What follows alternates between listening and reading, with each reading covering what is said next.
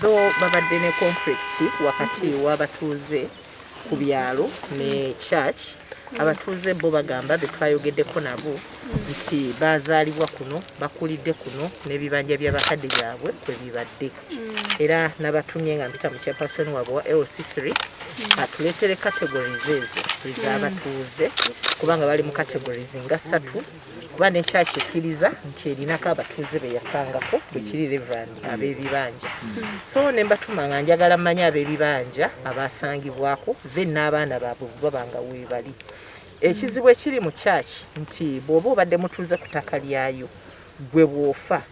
tericognizinga baana bo n'abasikaabo loze etteeka lya church bwe likola ki bwe ligamba naye obuzibu bwe tulina nti tetumanyi ani acomplainingira ddala omuki omutuufu kuba kati tulaba ssentebe w'LC3 ye yatuleeteddeko abantu abamu naye nga nabo bagamba nti baaki babibanja omuntu omutuufu yennyini avuddeyo okuva mu ofisi mu area eno okujja mu ofisi yaffe complaining nga tetunakola ki tetunamumanya then ne church nayo twagitaskinze honorable etwe photocopy ekyapa kyayo tetwagala kyapa ne twagala okumanya ettaka ddala lyayo oba weeriri etwe photocopy era tumanye byenkana ki kubanga oyinza okwesanga nga nayo egamba nti lyayo naye nga si lyonna nti kiki oba lyayo ekyomukisa omulungi bishop azze era natula naye mu lukiiko ne tumusaba tufune photocopy tufune abatuuze bo nga church be bamanyi nti bano be bakola ki be balina okuteesa nabo era nabadde mpandiikidde ne inspector general police kubanga bishop yajja mu ofiisi najja ne ttiimu ye nga baleese okwemulugunya ngeno ku ground kiraga nti temutaddeemu maanyi kulaba nti ensonga zigonjoolwa RDC ne police nga ne bakwata omuntu wesanga nti the next day police emuta neewa ebirowoozo byayo era kyekindeese to come and appreciate but the letter I wrote nataddemu nti DPC manya Inspector General of Police alagire territorial police okulaba nti emirembe n'obutebenkevu bibeerawo kubanga obulamu bw'abano nabo bubadde mu matiga abantu bwe bajja n'ebijambiya gye bafubutuse bibiri temubamanyi kitegeeza nti wabeerawo okubuzaabuza wakati wa genuine bibanja owners n'abo abava ewalala ne bakola ki ne bajja okubba kati ffe kye twagala kwe kulaba nti ab'ebibanja abatuufu mubatuuza ne kyaki ne mubamanya ne mubeerako okukkanya naye ne poliisi okulaba poliisi mbu ne posti omusirikale baaliwo babiri kati waasigalawo omu obuzibu bwaffe buli bumu fenga kyaki twagala bwetaazi feyahiyayo kubanga ti nga bwolaba ennyumba zino zonna zizimbibwa basala ebibanja ne batunda eziri ennyumba olaba eri bakomerera kwega ye konsani yaffe tewaliwo mayumba nga bw'ogalaba kati gasituka kakati tulyoke tujje nga biwedde nga buli omu alina ennyumba yaggwadda mugaye temumenya nnyumba z'abantu naye zizino bazizimba omusenyu basima musenyu gwaffe kakati gwe bakozesa kwegamba emmere y'omusumba bagiridde yembeera eriwo kyetwagala nti nno tulabe nga waliwo emirembe kyetwagala mu kitundu ate n'okulaba nga abantu batunda oli atunda etteeka limanyiddwa bulungi naye oli bw'abanga azze n'atunda bano ab'ebijambiya bakola bwe bati n'owulira nti nammwe temukyasobola kuyingirayo abannannyini ttaka ey'embeera nyabo gye tusaba ebeerewo ndowooza DPC tukanye oyogere n'abassentebe teri kuddamu kutunda ng'ensonga zino tezinnaba kubeera nga zikoze ki zigonjooleddwa minisita kakati ensonga eriwo bagamba nti bano baba babanduzi nga mukyogedde naye nga bano bwe bayita ababanduzi bano si babanduzi bano bantu abazaaliddwa ku bibanja bino era nga byali byabakitaabwe oba bannyaabwe kati gwe tuyita Reverend ye yajja n'abagamba musigaze ka portion akakatono eno church yeddizaayo kifo kyayo ensonga endala situbaze kubba obwo buyumba si bw'abantu nti bababuziza poloti bazze nga baana ba mu nyumba ne bazimba another thing kiki n'ekirala abantu balina ebibanja byabwe nga binene church nebasalako ng'ebatwalako ebibanja pati esinga obunene nga tebabulidde bwe forward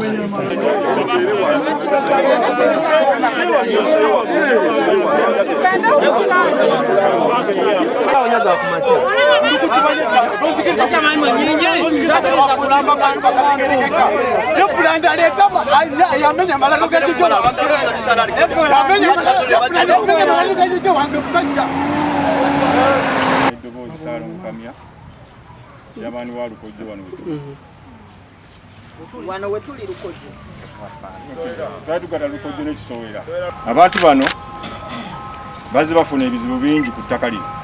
oba mu kifo kino ng'abatuuze tuli ba bibanja bye tutalinaako kiwandiiko kubanga bya bajjajjaffe bwe tutudde naye tuzze tusalibwako ebibanja byaffe emirundi egiwera ne batusalako ne batugamba ekisigadde tugenda bawa ebyapa tugenda bakola ki mubenga muli awo naye ebbanga liweze ddene n'ebyapa bye batugamba tuwa tetubiraba ate bongera kutusalako buli mwawula ajja wano ajja n'enkola ye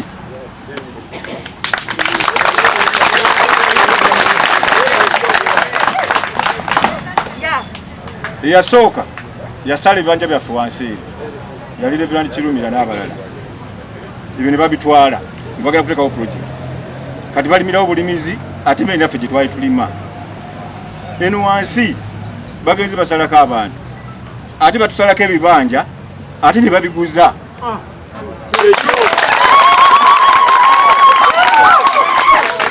wa Reverend ow'ekifo kino nga ntegeeza nti alina obuzibu ku ttaka lino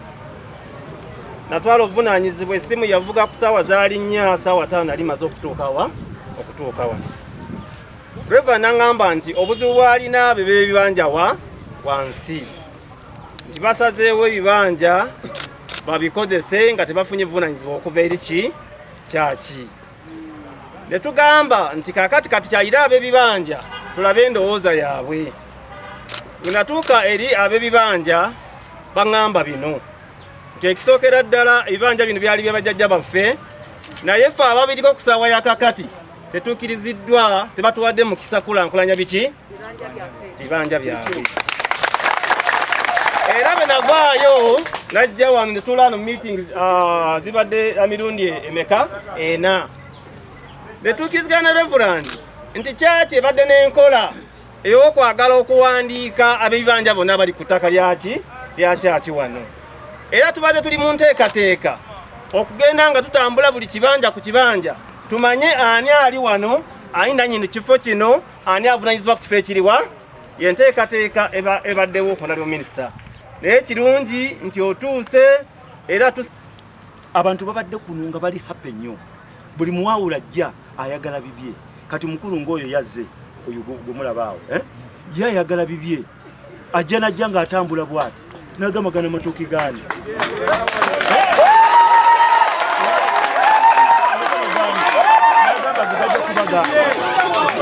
kankubulire maama bye bintu bino ebinyiiza bano abantu abaana baffe senga mulaba amayinja ago agabaddeyo wansi bakeera ku makya ne bakuba amayinja ago inki alina bambega be najja ng'atambula bo ne bamubulira nti gayiwezi ye najja ng'atambula nagamagana ani yagakubye wano ani yakuwadde obuyinza omwana olugira ne bamuwa akasente katono ye n'akuba essimu mu bammotoka be baalina ne baganona amanya nze Peter Sematiko ndi mutabani w'omugenzi Mikayiri Mukiibi ali wammanga obuzibu bwe tusanze ku Kisowera n'ekkanisa bwa butali bwenkanya entalo zibaddewo Reverend Gabe babanyonyodde situjja biddamu buli omu azze ng'ajja n'ekikye ffe nga ffe twasituka ne tujja wano Reverend yaliwo ebiseera ebyo ne tusaba nti emyaka gye tumaze kuno ndina emyaka 59 naye ebbanga lyemmaze okuva lye nazaalibwa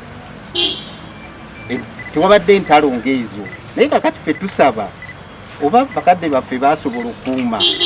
ne babeera ku ttaka ly'ekkanisa bwe kiba kisoboka tufune liizi bwebanga weeri Reverend n'atusitula n'atugaa tuwandika ebbaluwa tugende ku diocese. Ku diocese twatuukayo era twafuna okukkirizibwa okusaveyinga ettaka lyaffe tufune liizi. Bwe tukimala nga n'abasaveya batugambye baabwe aba diocese bajja ne basaveyinga ettaka mu 2005 okutuusa 2006 ne batugamba nti tujja kusasula $1,600,000 nga n'abasaveya baffe sente twazikwata ne tuziteeka ku akawunti ya diocese ne risiiti tuzirina n'ebbaluwa ezitukkiriza okusaveyinga ettaka lyaffe tuzirina ne bishop eyasaako omukono. Okuva ku olwo tetufuna tuli famire kubanga tuli baana ba Mukiibi naye ng'ebigambo byonna eby'abaana abazaaliddwa kuno byonna byetooloolera ku bigambo bye twogera ebyo bimu. Bannabo ng'abamu nabo basabye liizi, abalala basaba okusigalamu nga bawa busuulu nga omukulu oli bwe yagambye tibamutuukirira naye talina ngeri kijja ku akawunti kwajja kuteeka ssente. Ngadde ku kibanja bbanga kakati ekibanja kyo niwanga nti bagala tukulaba ninga nti kanisa egenda kukulaba nagenda kulaba te nga batuuze ningamba kakati nze gwe batakkiriza kutunda ate nibangana ne batunda nze mbeera ndi wa kika ki Katonda yantonda nze kana batonda bokka kiki tosobola kubeera n'omwana n'ogamba omwana wange kamuzimbireko ennyumba wa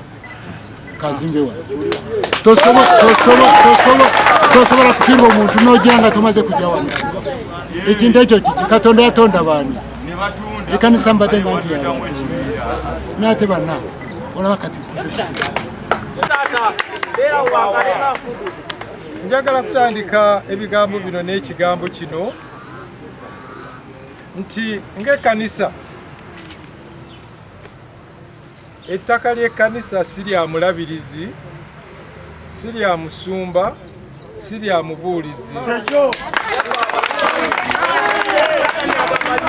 naye ettaka ly'ekkanisa ly'abakristaayo bonna.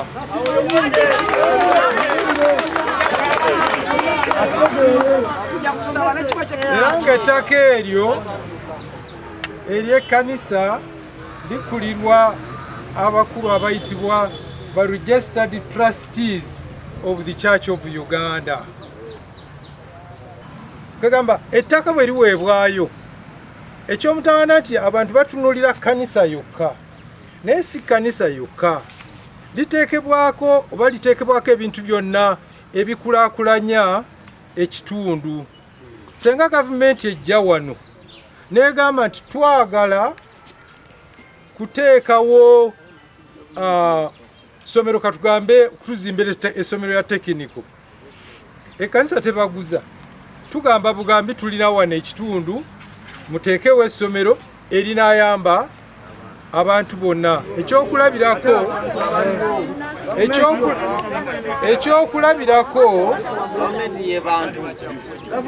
Madama Radisi mbadde njagala ontaasa kubanga bebanaba tebawuliza era tujja kusigala bwe tutyo. Nze njagala mbabuulire ekitulwanyisa oba ekibalwanyisa. Kaakati bwe baatuwa ettaka eryo abasumba abaliwo ku lubereberye nga balina ekkanisa nga Bwana Mugalu bw'agyogeddeko wano ng'eri wano eriyo n'ekitundu nga kiyabwereere nga omuntu ajja n'agamba bane njagala kulimirako wano, ekkanisa nga tesobola kumugaana kulimirako mmere.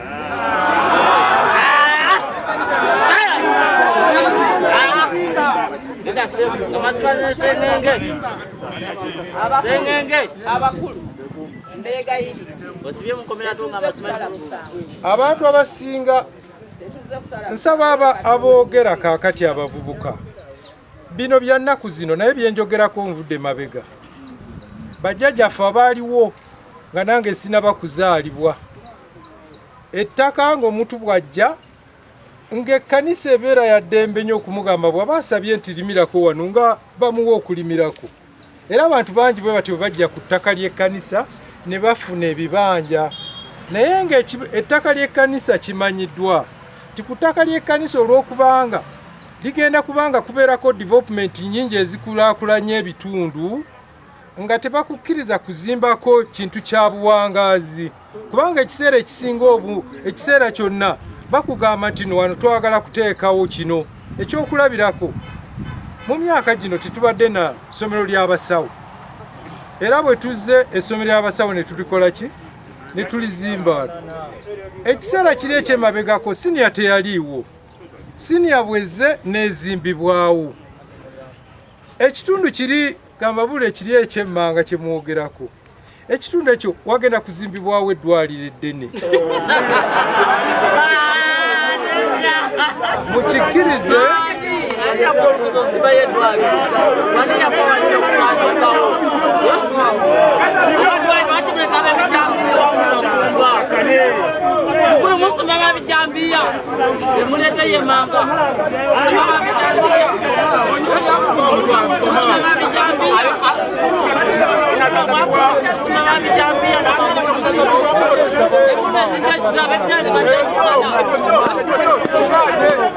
bwe tunaaba tetutegedde ensonga eno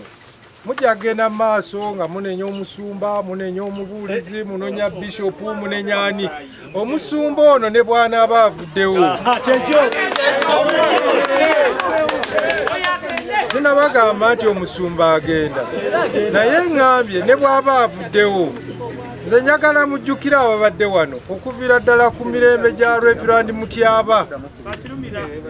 abo bonna be basumba abadde wano lwakubanga bwe bajja ne bannyonnyola embeera gye babanyonnyoleramu temugifuna bulungi kakati ekisinza okuleeta obuzibu bwonna nga bwe mbadde mbagamba nti ettaka bwe liweebwayo nga lya kkanisa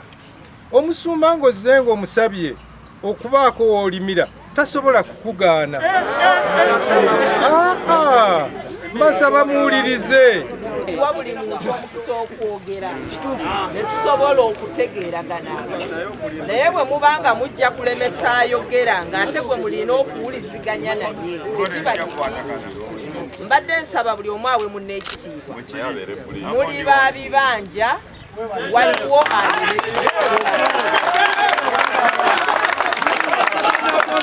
naye okubeera kwammwe ab'ebibanja tulina okuwa nannyini ttaka ekitiibwa kati bw'ayogera ne mutandika okumuŋoola muba mumuyisizaamu ki badde nsaba n'obuwombeefu tuwe abakulembeze ekitiibwa waliwo ekigambo ekyogeddwa ekikyamu nti abasumba baatunda tewali musumba yenna n'omubuulizi yenna oba omuntu w'ekkanisa yenna akkirizibwa kutunda ttaka lya kkanisa era oyo leka mbabuulire bw'aba nga waliwo eyatunda oyo mututegeeza butegeeza amateeka ne gamukwatako mukama abeere nammwe ekimu ku bizibu ebinene bye tulina mu kitundu kino byebizibu ebikwatagana ku ttaka n'ebibanja era ng'ebimu ku byanteekesaamu obwesiga abatuuze bano okubakulembera nsonga eyo etusuza tukukunadde esuza bannannyini ttaka nga bakukunadde n'ab'ebibanja basuze bakukunadde naye nze obuvunaanyizibwa obwange bannanga abatuuze mugenda kukkiriza era ssebo bishopu Reverand ndi munywanyi wammwe nnyo era nammwe mumanyi ate ne bano abatuuze baninamu obwesige bw'amaanyi naye njagala mbawe overview yokka minisita wajja okutandikira kubanga ndi musajja munnamateeka looya myaka 14 ate nga nakuguka nnyo mu ddembe ly'obuntu n'ettaka so kati byenjogera mbimanyi bannange njagala mbategeeze nti etteeka ery'ettaka weeriri naye nga lisimbira ddala ennyingo okuva mu ssemateeka egamba nti ettaka mu Uganda wano lya bannayuganda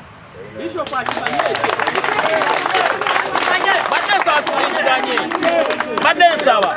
olw'okufisa akadde nga njagala honorable minister ayogere badde nsaba engalo tunazikuba nga maliriza naye mbadde njagala ntekewo overview entonotono buli omu wooli otegeere bw'okoze eki oyimiridde. Ngambye basimba ssemateeka mulimu ennyingo egamba nti ettaka mu Uganda lyabaki kibeera kitegeeza ki nti gwe atali munnayuganda waliwo we bakuteeka gw'olina kubeera na liisi naawe ali munnayuganda osobola okusalawo n'obeera ne liisi naye option ku batali bannayuganda baba bagamba bo balina kubeera naki na liisi. Mu ekyo kitegeeza nti omuntu osobola okubeera n'ettaka n'oteekako ow'ekibanja oba owa liisi naye tosobola kubeera nga gwe nannyini ttaka ate ng'olina ekibanja oba ntegeerekeka bulungi.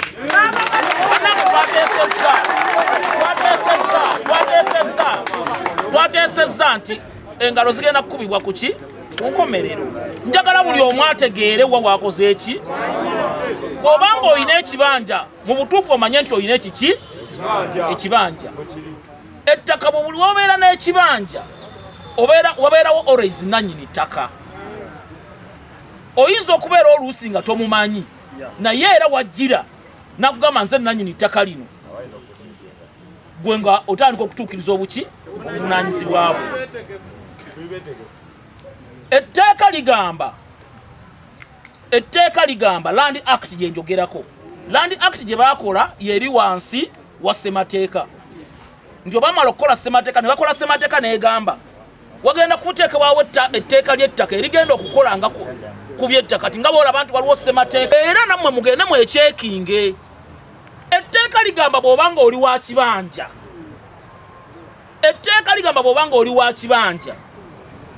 eryo kati nange mujja kuŋŋamba ogenda oteeke bwoti mu paalamenti neryo etteeka bwe ligamba tokkirizibwa kutunda kibanja ng'omukisa ogusooka toguwadde nannyini ki bannange ssebo ow'emyaka 5 mu 4 nagambye bannange okuba engalo tusooke tukole ki obuzibu bwe bugenda okujjira era abasinga lwaki obawulira nga abatutte mu kkooti ne babawangula wadde abeera agamba yalina ekibanja. Singa bakutwala mu kkooti